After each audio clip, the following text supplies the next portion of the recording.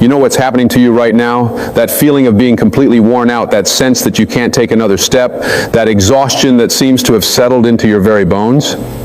That's not the end of your story. That's not you falling apart. That's actually the beginning of something magnificent. That tiredness you're carrying around isn't a sign that you're failing. It's a sign that you're being prepared for something greater than you've ever experienced before. I want to talk to you today about something that most people completely misunderstand.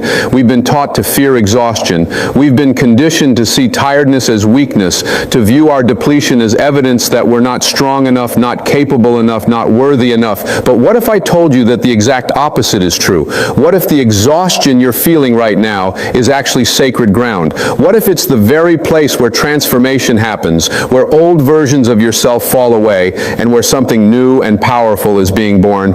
Think about it for a moment. When have the greatest changes in your life occurred?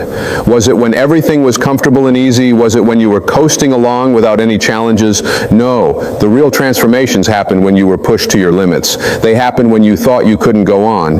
They happened in those moments when you were so tired that your ego, that false self that tries to control everything, finally stepped aside and let something greater take over.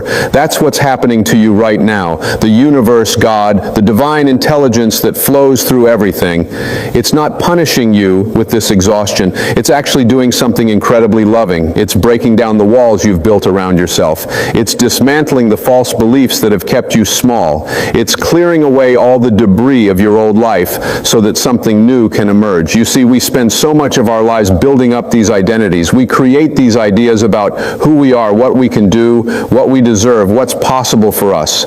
And these identities, these beliefs, they become like armor. We think they're protecting us, but really they're imprisoning us. They keep us stuck in patterns that don't serve us. They prevent us from becoming who we're truly meant to be. And the only way to break through that armor? Exhaustion, complete and total depletion. Because when you're exhausted, when you're worn down to nothing, that armor falls away. You don't have the energy anymore to maintain all those false beliefs. You don't have the strength to keep pretending, to keep performing, to keep being someone you're not.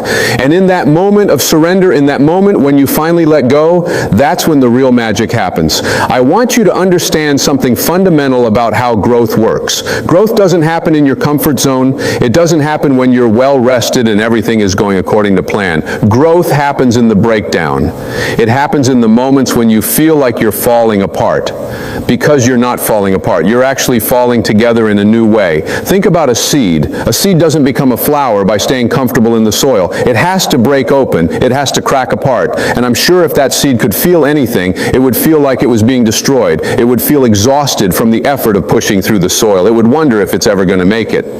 But that breaking open, that exhaustion, that struggle, that's not the end. That's the beginning of the flower. You're that seed right now. And yes, it feels like you're breaking open. Yes, it feels exhausting. Yes, there are moments when you wonder if you're going to make it through. But I promise you, something beautiful is trying to emerge through you. Something that couldn't come through the old version of yourself. Something that requires this breaking open, this exhaustion, this surrender. Now, I know what some of you might be thinking. You might be saying, but I've been exhausted for so long. When does this transformation actually happen? When do I start to feel better? And that's a valid question. But here's what you need to understand. The transformation isn't something that happens after the exhaustion ends. The transformation is happening right now, in the middle of the exhaustion. Every moment that you're tired, every moment that you're struggling, every moment that you want to give up but you keep going anyway, that's when you're being rebuilt. The problem is that we want to rush through the hard parts. We want to skip from the breakdown to the breakthrough without going through the process. But that's not how it works. You can't microwave transformation. You can't hurry the process of becoming who you're meant to be. There's a timing to these things. There's a divine rhythm, and your job isn't to control it or speed it up. Your job is to trust it. Trust that what's happening to you is happening for you, not to you. Trust that this exhaustion has a purpose. Trust that you're being held, even when it doesn't feel like it. Trust that there's an intelligence at work here that's far greater than your conscious mind can comprehend. You know what most people do when they hit this point of exhaustion? They fight it, they resist it, they try to power through it with sheer willpower. They drink more coffee, they push harder, they ignore their body's signals, they override their intuition, and what happens? They get more exhausted, they get sick, they burn out completely, because you cannot win a fight against the universe. You cannot overcome divine timing with human effort.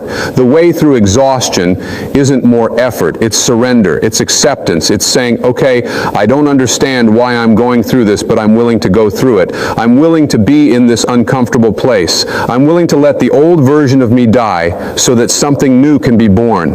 And when you do that, when you stop fighting and start flowing, something shifts. The exhaustion doesn't necessarily disappear immediately, but your relationship to it changes. Instead of seeing it as your enemy, you start to see it as your teacher. Instead of resisting it, you start to learn from it. You start to ask better questions. Not, why is this happening to me, but what is this trying to teach me? What am I being prepared for? What old patterns am I being asked to release? Because here's the truth. You're not being exhausted randomly. The areas where you're most tired, those are the areas where you've been working the hardest to maintain control. Those are the areas where you've been trying to force outcomes instead of allowing them. Those are the areas where you've been living from your ego instead of your spirit. Maybe you're exhausted from trying to please everyone. Maybe you're worn out from pretending to be someone you're not. Maybe you're depleted from chasing goals that don't actually matter to you. Maybe you're tired from holding on to relationships that ended a long time ago. Maybe you're exhausted from carrying other people's expectations on your shoulders. Whatever it is, that exhaustion is your wake-up call.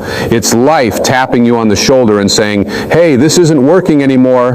This way of being, this way of living, it's not aligned with your truth. It's time for something different. And yes, it's scary to let go. It's terrifying to release control. It's uncomfortable to not know what comes next.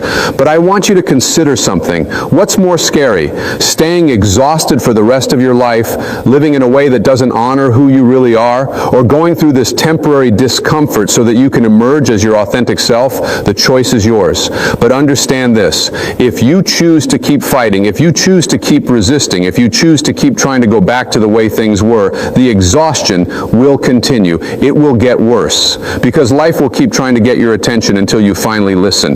But if you choose to surrender, if you choose to trust, if you choose to let yourself be rebuilt, then this exhaustion will eventually transform into energy. Not the frantic, forced energy of the ego, but the sustainable, peaceful energy of alignment. The energy that comes when you're finally living in harmony with your true nature. The energy that flows when you stop swimming against the current and start moving with it. Now let me be clear about something. Surrendering doesn't mean giving up. It doesn't mean becoming passive or lazy. It doesn't mean lying in bed all day feeling sorry for yourself. Surrender is active. Surrender is powerful. Surrender is saying, I'm going to take care of myself. I'm going to rest when I need to rest. I'm going to say no to things that drain me. I'm going to create space in my life for the new to emerge. And I'm going to trust that as I do these things, I'm being guided towards something better. This is about honoring your exhaustion instead of ignoring it. It's about listening to your body instead of overriding it. It's about being gentle with yourself instead of harsh. It's about recognizing that you're not a machine that needs to keep producing. You're a human being who needs time to rest, to reflect, to integrate, to transform. And here's something beautiful that happens when you start to honor your exhaustion. You start to realize that you don't need to do nearly as much as you thought you did. So many of the things you've been exhausting yourself over, they weren't even that important. They were just things you thought you should do, things that other people expected, things that your ego convinced you were necessary. But when you're too tired to do all those things, when you're forced to prioritize, you start to see what actually matters. You start to see where your true responsibilities lie. You start to see what brings you genuine joy and what's just noise. And in that clarity, you find your path forward. The exhaustion is burning away everything that's not essential. It's like a forest fire that clears out the undergrowth so that new growth can happen. It feels destructive while it's happening, but it's actually deeply creative. It's making space. It's creating possibility. It's preparing the ground for something new. And what is that something new? It's you, the real you, not the you that you've been pretending to be, not the you that's been trying to meet everyone else's expectations, not the you that's been running on autopilot following scripts that were written by other people, but the authentic, genuine, true you that's been waiting underneath all of that to emerge. That version of you, it's powerful, it's creative, it's connected to something much larger than itself. It's aligned with the flow of the universe, and it doesn't get exhausted the way the false you does, because it's It's not fighting against life. It's moving with life. But to access that version of yourself, the old version has to get out of the way. And the old version doesn't usually leave voluntarily. It has to be worn down. It has to be exhausted. It has to reach a point where it finally says, okay, I give up. I can't do this anymore. And that's exactly where you are right now. You're at that breaking point. And it's not a bad place to be. It's actually the most sacred place you could be, because on the other side of this breaking point is your breakthrough. On the other side of this exhaustion is your energy. On the other side of this ending is your new beginning.